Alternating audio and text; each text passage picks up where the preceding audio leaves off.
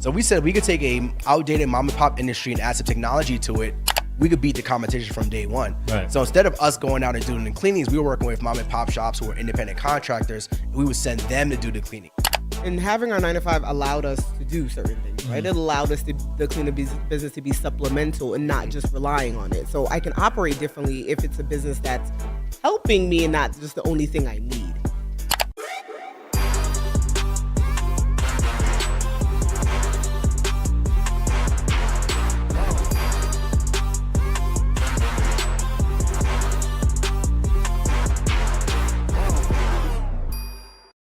Wherever you guys are watching this show, I would truly appreciate it if you follow or subscribe. It helps a lot with the algorithm. It helps us get bigger and better guests, and it helps us grow the team. Truly means a lot. Thank you guys for supporting, and here's the episode. All right, welcome back, guys. Digital Social Hour. We're talking cleaning business today. We got Janika and Anthony Hartzog here in the building. How's it going, guys? Good. What's up? What's up? All the way from Dallas, and you guys are from New York, right? Yes, originally from Brooklyn, New York. That's my people right there. Born and raised. Oh yeah. Damon John just came on. He's from Brooklyn too, I think. Yeah. Small world. So what prompted the move to Dallas? Was that when the cleaning stuff started happening? Nah, we moved to Dallas almost 8 years ago now, and from Brooklyn, New York. I got a promotion at my job. I was doing IT for 15 years as an IT director, and it was like, you should move to Dallas because we had an office out there. And I was traveling a lot for my job, and it was like, you should move out to Dallas. I'm like, I don't feel like it. I don't want to do that. And then we had a few visits, and we decided let's make that move. For the family, I promised her a dog and a concept kitchen and stuff like that. Yep. So we decided to make that move. What breed? He's an Australian cattle dog mixed with chow. Love that. I have an Australian Shepherd. Oh yeah. Oh yeah. So they probably look just But alike. we didn't know what size he was going to be, but about 50 pounds. Okay. Medium. Mine's a mini, so it's like 35. Okay. Yeah.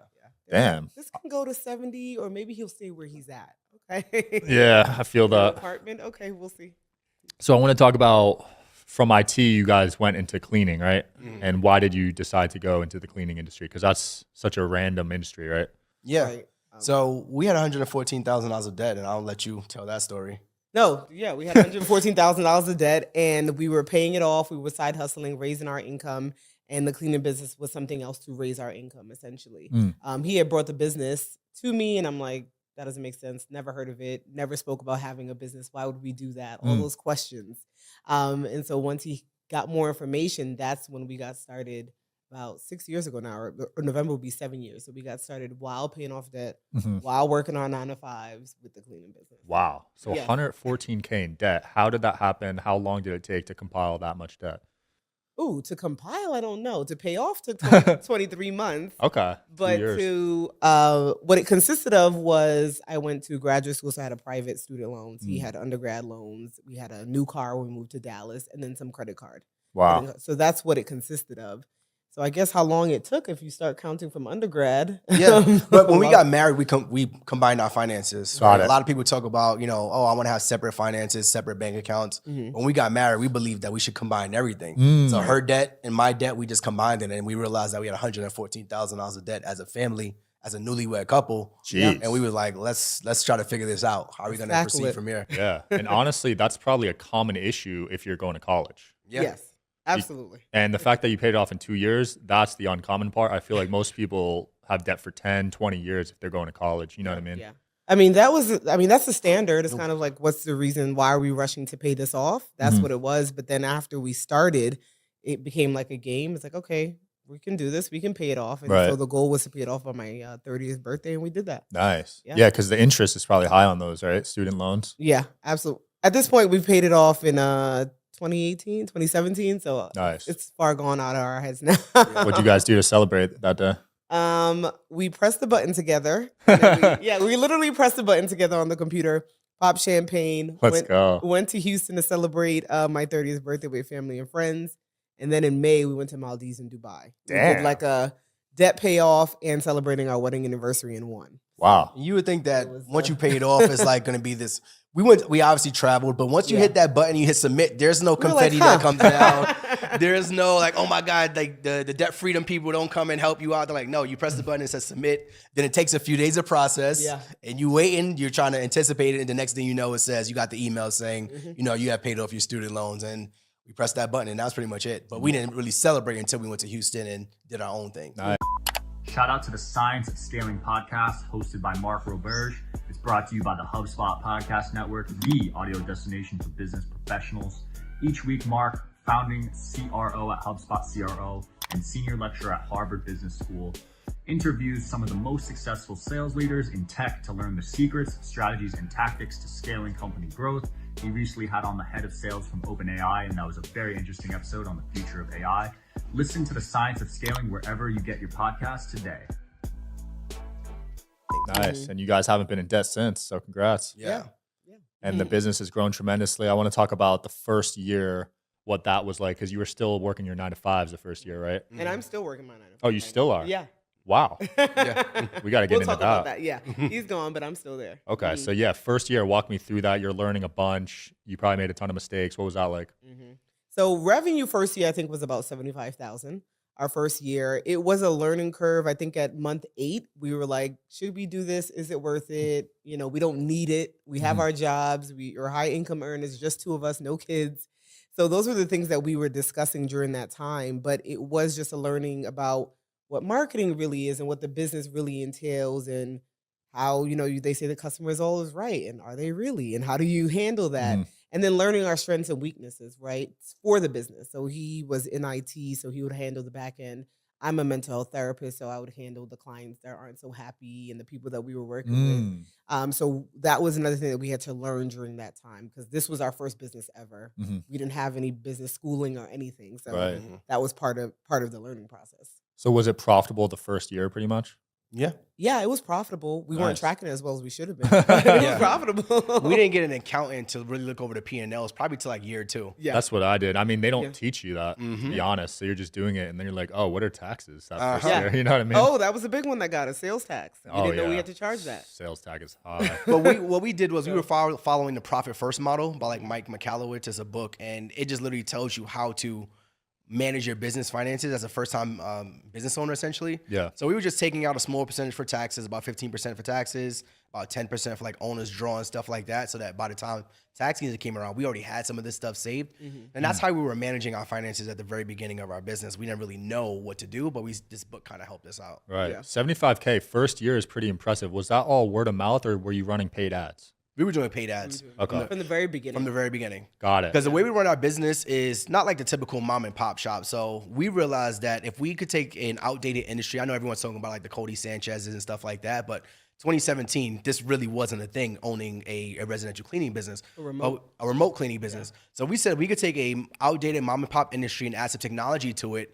We could beat the competition from day one. Right. So instead of us going out and doing the cleanings, we were working with mom and pop shops who were independent contractors, and we would send them to do the cleanings. And we would manage the back end, the marketing, the advertisement, the customer service, the emails, everything like that in the workflow. And they would just go out and clean, and we would do the other percentage of the job. Interesting. So you were like drop shipping cleaning almost. Yeah, that was somebody called it that. And I was like, that's pretty interesting. Yeah. Now a lot of people are doing it where they're like, you have the Ubers, the Airbnb, the Lyfts. They run the same business model where they're just sending people out to do the work, and you're managing the actual business side of it. So it is kind of drop shipping cleaning. Yeah, when I pictured this, I thought it was you two on the floor scrubbing, but you're literally outsourcing. So when he brought it, I thought that too, and that's why I said no. I was like, no way. That's how I brought it to her. She was like, hell no, we're not. I was like, why would we do that? Like, we have a job. So we have high paying jobs. Why would we go out and clean homes? And once I explained the business model, which is the same reaction you had, it's like, oh, okay, we don't have to clean. We'll work with mom and pop shops who have none of that. And and some of the people that we work with here, they already been cleaning for 15 years. They don't have a website. They don't have any digital marketing, advertising, customer service. And all they really do is just cleaning. And that's what they enjoy. Wow. So we said if we could find people like that who don't want to do anything else but clean, we could run our business that way. And that's how we've been doing it for 7 years now. That's sick. So are you doing this just in Dallas or everywhere? We are just in Dallas. We have students in 42 states, but our business, because we still own our cleaning business, is just in Dallas. Wow. Yeah. 42 states. You guys are it with the teaching side too. Yeah. We didn't recognize that. We didn't start teaching until a couple years ago. We were already 4 years in the business until we realized that people wanted this information, and then we saw other people talking about it. I was like, wait, no, we've been doing this already for 4 years. How about we talk about this too? Yeah. So the more we talked about it, the more people got interested in it. And we said, okay, there is a component of this where people do want to know about it. We just weren't explaining it the way, you know, I thought we were. Yeah, because we were talking about the debt freedom story online. On social media. That's what we were known for initially. Until he was like, I think people want to know about a clean. I'm like, why would they want to know about a clean? Once again, I'm just like questioning him. Like, why would they want to know about it? But he was completely right.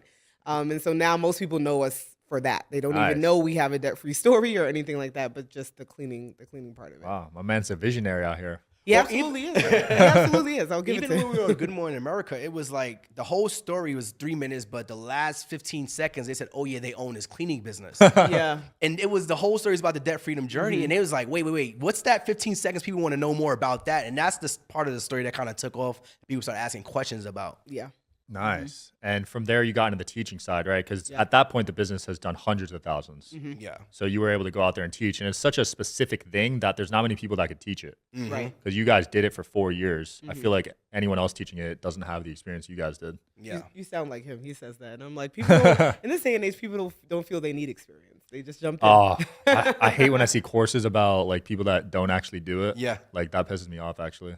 Yeah, that was the first thing that I was worried about too. Is like once we start telling this stuff, everyone is teaching something. But it was like we felt like we had the experience because we were doing it for 4 years before we even started teaching it, and we had our own experience teaching people, you know, what they've been able to accomplish. And now our students have gone on and done what $13 million opening up businesses in 42 plus states, and they've done like 50,000 cleanings. Wow. And we recognized that. We was like, okay, there is something here. Let's focus on this part of the story. Let's help create a greater impact. Yeah, and not many people look like us or just even have our story as well. So I think that helps. That puts a twist to it.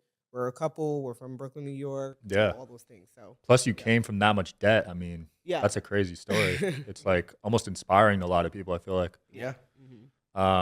When it comes to finding the actual cleaners, are you just calling them, emailing them? Do you have a system for that? So multiple ways. The same place that you kind of look for a job is where we would look. So like Indeed, ZipRecruiter, even Craigslist is the place that we would look.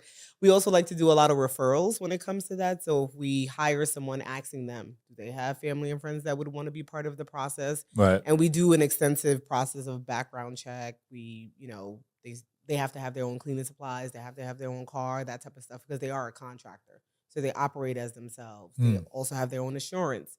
So those type of things we have in place with the people that we work with. Yeah. It's a good business because I feel like people always need cleaning. It's kind of recession As long proof. as there's a house or a building. Yeah, it's people We always realized busy. that during the pandemic, a lot of business.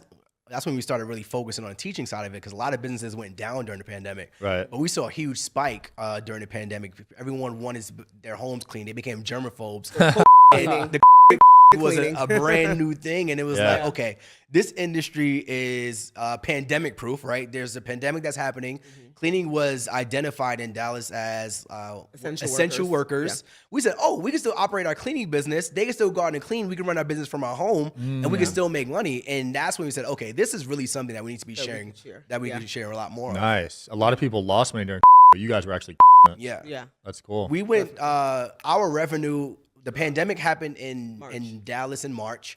The first month, no one knew what the hell was happening. Yeah. April, we said, okay, we see the business going down. By May, our revenue jumped right back to normal. While other businesses were closed, we said, okay, we're essential. And then the thing about it in Dallas was they were like flagging people on the road. The cops are looking for people who were driving to find out why they were on the road. So we were essentially like, we're essential workers. We have a cleaning business. Here's our branding. Here's our licensing and stuff like that. And we were able to continue operating our business. Wow. And the good thing with the model is that we can always turn it on and off, right? Because we don't have employees, we have contractors. So with the marketing during that time, we're like, let's turn it down, because no one's booking our services. So we can always just turn it down. So you're not like just losing money. Yeah. As opposed to if it was a different model, then you would be in that stuck place like, okay, what do I do now? That makes sense. Because you got employees, they got to get paid regardless if you're making money or or whatever not. you decide to do with them. That's why businesses were Contractors. shutting down, because employees still had to be paid and they're not even You're not working making for any money. lockdown was what, like 6 Contractors, months? they don't work, they don't get paid. Yeah, that's cool. So you're a mental health therapist, you said? Yeah. And you decided to keep that job. Yes. So you must really like it. So with my full-time job, I kind of work on the insurance side of mental health. I don't do one-on-one therapy as much as I used to in the past.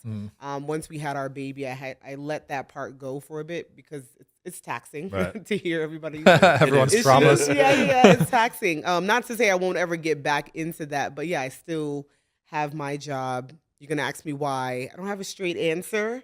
At first, it was like identity. Like, okay, I got my master's for this. I had tons of debt for this. This is Right. part of my life. Now it's probably just being scared, which was the same thing for when he left as well. So I'm not to say that I'm obsessed with it, that I must stay, or I'm not one that like I need this as well. Because at some point I do want to let it go and just work if I want to. I feel that. You know. Yeah, it is a safety net, right? Having is. that Yeah. insurance and Yeah. you know money's coming in every 2 weeks or whatever. Exactly. And a lot Yeah. of first-time entrepreneurs, if you go on our page, we never tell people to just quit their jobs. Right. Right. It took us, we had our business now almost, 8 years now. I just left my job in 2021. Oh, so 6 years in. Yeah. Yeah. And we were making $50,000 in our cleaning business a month. So we were like, I was still afraid. We were on Good Morning America and it was on in the office. And my team was like, why are you still here? They were seeing our stories on podcasts. They knew our numbers. Yeah. My boss even came to me and was like, do you still want to be here? And it's like, we don't ever tell anyone just to jump ship. We want to make sure Right. we have our ducks in a row. Like before I left, we had made sure we had an emergency fund. We made sure we were ready to go. We made sure we did this, we did that. So I think it's just one of those things. We don't ever tell people to just jump ship, and we always want to follow our own advice as well. Right, So, and having our 9 to 5 allowed us to do certain things, right? It allowed us the cleaner business to be supplemental and not just relying on it. So I can operate differently if it's a business that's helping me and not just the only thing I need. Yeah. Right, and so eventually that helps me to put marketing dollars in. That helps me to do other things until it's. Are you interested in coming on the Digital Social Hour podcast as a guest? Well, click the application link below in the description of this video. We are always looking for cool stories, cool entrepreneurs to talk to about business and life. Click the application link below, and here's the episode, guys. Sustainable on its own, and now I feel comfortable for it to run on its own. And it's funny, people ask that. I'm like, well, your comfortability and mine is different, right? You have different things going on, so I can't tell you what exactly you need. Yeah. But for us, this is what it looks like. So Wow. It's so crazy that $50K a month is possible in just one city too with cleaning. yeah. yeah. That's Oh, nuts. absolutely. I mean, we know competitors that are doing way more. Like Really? Yeah, 6 figures and stuff like that. Damn. That's Yeah. insane just off cleaning because I feel like the margins are pretty high with cleaning Yeah. because it's And just your time. And exactly. So so let's say we were just out doing the jobs ourselves. Outside of the marketing, it would be our time. So we'd be able to keep all of that money. Right. So when we're running our business and you see other people like one of our competitors, he's been doing this for like 20 years. He hits us up. He's like, I see you guys, your name and branding is at the top of Google and stuff like that. Nice. And he was like, I wish I would have focused on that day one. Those are the things that people who've been in the industry 20 years, they're not focused on SEO. No. They're not focused on Yelp ads, Google No. ads, Google local services, marketing, emails, things like that. So we're able to come into the industry and provide that. So that's why we're able to focus on just Dallas. And if we said, all right, we want to go out and market to other areas, we could absolutely do that. But I think with the teaching component, our time has just been so limited. That's Yeah. the thing. The way that we want to run our business, right? So, like, you may ask, can you hit 6 figures in this business? Yeah. But what does that consist of? Like, for my time, for people that I have to hire, for me having freedom of not speaking to you and my Right. business running on my own, like, what does that consist of? And so we've learned that as well. Because at times we were comparing ourselves, like, why don't we have more? And it's like, I don't really want more. Be careful what you wish for. Yeah. Because you don't know what that's going to look like. Or are you Absolutely. ready for it? Yeah. Can you handle it? When you're teaching this, how much money are you recommend people to start off with to start a business like this? We're telling them about $1,500. That's it? Yeah. to Damn. start. And we're talking $1,500 to get your LLC, get a bank account, and even have marketing spending money. Yeah. Because all of it doesn't happen at the same time as well, Got right? it. So, LLC and stuff that can take a week or two. Going on to market and your website, that type of stuff, it's a transition. So it may take a month to 2 months to spend that. It's not like you start and you just give $1,500. The more the better, of course, because the way that this goes is the more marketing dollars you can put in, the more eyes, the more customers see you, more people will book you. Right. Because we do everything online, Got right? it. So if we don't do anything in the field, like we don't go door to door, we don't do any of that. Because we were in Dallas and we didn't know anybody, so who are we going to? Yeah. Yeah. Door to door for cleaning. It's a bit weird. I mean, it might work. I don't know. It might work. I mean, there's other things that if you know people, that's a place to start, right? Yeah. Family and friends. But how long is that sustainable? Right. So marketing in places like Yelp, Google, those type of places Yeah. where people are looking for cleaning services. Yeah. Google is great because it's so targeted. Yeah. I love Google. I just started running those actually. Yeah, and we tell people like, where are you going to look for a cleaner at? Where are you going to look for any local service? It's Yeah. normally going to be Google or Yelp for the most part. Yeah, You for look sure. a Thumbtack. restaurant, and Thumbtack, something like Yeah. that. So why not put most of your energy into the places where you know your customers are already looking versus trying to do these other platforms? So you could, like, some of our students, they have experience doing like cold calling and stuff like that, which is totally fine. We don't have any experience doing cold calling. We're not going to tell you to do something that we've never done. Right? So that's how we teach. We tell you, use your experiences. If you have a 9-to-5, you're in marketing or you're in sales, or use your experience that you already have, that you're already doing, and to expand your business even further. I want to hear that cold calling script for cleaning, man. That's so funny. So for example, if I was doing cold calling, I would probably call residential complexes in Dallas, Texas. Yeah. I want to talk to their front desk, what the front concierge, whatever their front desk person is, and ask them, hey, are you in the market for a new cleaner? Okay. Are you satisfied with your cleaning service? And maybe some people want to do a drop-in. I know some people might bring some cookies to the front desk or something like that. It's Old kinda, school, yeah. Yeah, something like that. And some of our students have done that, and it has worked. That It's makes just sense. not something that we've done. Yeah, on a commercial level, that makes sense. Yeah. I was thinking more residential. Oh, Like, no. is Calling this? a random person's home. The funny thing was, we did try it one time. We didn't Knocking cold on call, doors. though. We We knocked on tried doors. knocking on. It was Oh, you 90. did? It's 95 degrees. He's like, Texas in he's a like suit. dressed in a button down, and we're putting flyers under doors. Yeah, We yeah. got nothing from it after an hour of that. We're like, we're never doing this. We're never again. doing But this we're like, again. let's try it. We're new in the business. We don't Yeah. know. This Let's is just 7 try years ago, it. yeah. I've never been Right. closed on a door sales ever. Like, Yeah, it most just- people in this day and age, I don't think would be. So It's a tough sell. I mean, So right now, we just had storms in Texas, and the roofers, they were doing door, and they're it because every single neighbor in our area is getting their roofs done by the same company. So something like that. that makes sense. It creates FOMO. It's Yeah. like, wait, why are they on their roof and their roof and their roof? Now you thinking what's something's wrong with happening your on roof. mine? Yeah. And that's also a good offer because the insurance is covering it. Exactly. So they're not even spending any money. Exactly. Right. I want to talk about balancing dating and business because you guys are killing it. A lot of couples struggle, balancing the two. Yeah. Yeah. What's been your experience there? What's our experience there? I don't think, my first thing I always say is, I don't think every couple should be in business together. Right. And that's not being rude. That's just like, you have to know your strengths and weaknesses of how it works because it can consume you. We are very vocal on, this is too much, shut it off, we're not doing it. And being respectful of each other, not getting an attitude about that, right? So we're very vocal in that. We've also known each other for about 20 plus years. Oh, wow. I don't know, we haven't said that part, but we've known each other for a really long time. Yeah. So that probably helps the situation. But I spoke about the strengths and weaknesses that we have. And so focusing on that has been very helpful for us. I know what you can handle. I know what you handle. And let's just focus on that. We can get back together. Right. One last thing we do is we have family meetings. And that's important. That can go over everything from spirituality to family to business to everything, of checking the temperature to see how things are going, what's not working, what can we change, who will we eliminate, whatever. So Nice. those would be my few things. Family meetings. How often are those? That sounds cool. So when we were paying off the debt, they were like once a week. Wow. And then they like fluctuated out. We brought it back again this year. We're like adamant about it to once a month. But we both work from home and we're like constantly talking to each other. So you can say things are happening day to day. But when we actually like sit down, babies away, dogs, no TV on, it's once a month at this point. That's great advice because I've seen where couples get into business together, it ruins the relationship, honestly. So it's a balance, Mm-hmm. Yeah, it's just like when a kid not comparing our business to a kid, but our kid, but it is kind of the same thing because that dynamic can change the balance of the family. You got a brand new business or a brand new baby, a brand new entity that entered the family that wasn't there before. Yeah. Now it's like, how do you guys manage that relationship with that new individual, that new entity, and yourselves? Right. So even outside of our daughters, like we still got to have our date nights, right? We got to focus on ourselves.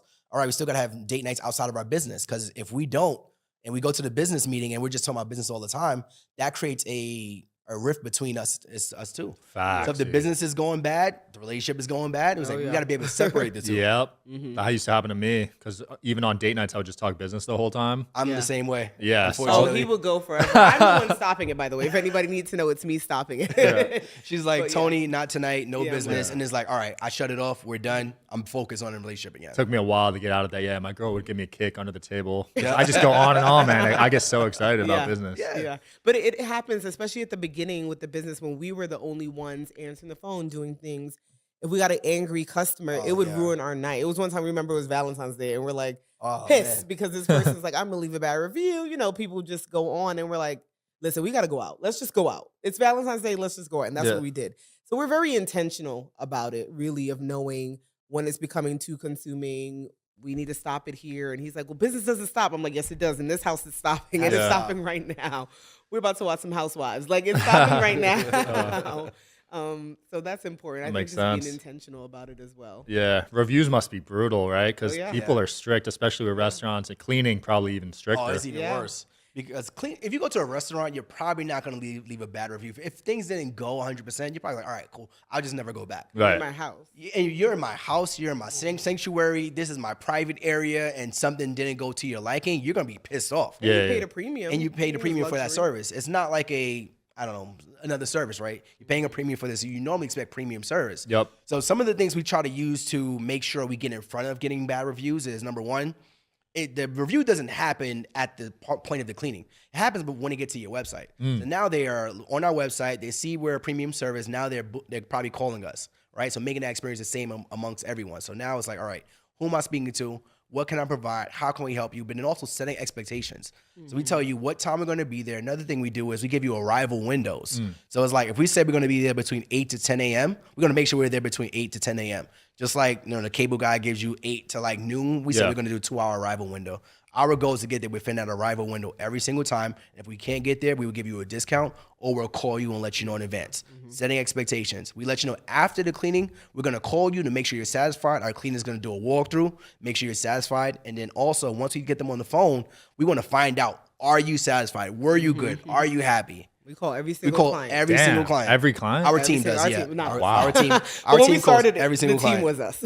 So we want to find out if you were satisfied. If you were not satisfied, we have a 100% satisfaction guarantee. We'll send the team back out. We try to get them before they could go on any platforms to bash us or anything. Like that. Nice. It doesn't work 100% of the time. I'm not even Because gonna lie to people you. in this, I mean, I'm a therapist, so I know that people can be people, but really in this field or in this business, it's like, okay, some people you just cannot reason with, no Right. matter what.